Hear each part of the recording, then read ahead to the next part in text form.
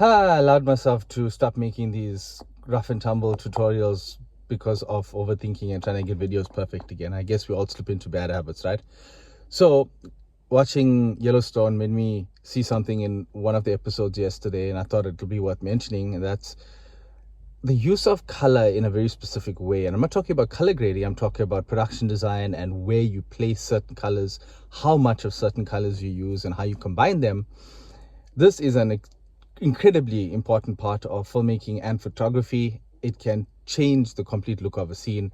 So if we look at the specific colors in these images, now to give you a bit of background, a bit of a spoiler here, but yeah, if you can watch the show, don't watch this. But you'll notice that this character, who is a native Indian chief, is wearing a lot of turquoise rings. There's turquoise elements in his surroundings. And I went and looked up, because this is where the depth of cinema comes in.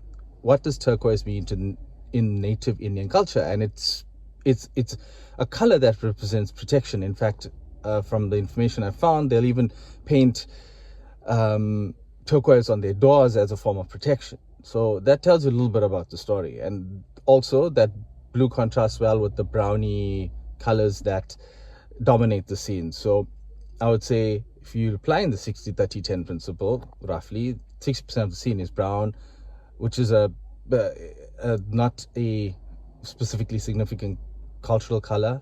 And then 30% is this blue, or this turquoise, and then there's this bright yellow lamp, or gold, or bright, that has its significance that I'll talk about in another video, so I don't make this too long. Now, the interesting thing is, if you look at they're not antagonists, but these two brothers that are basically coming in and having a bit of a discussion, but it's not exactly a heated discussion yet, but it's not exactly friendly. One of them has a turquoise stone in their bolo tie and in his belt, and the other has a dark blue one. So I don't know if that's signaling some sort of separation between the two of them.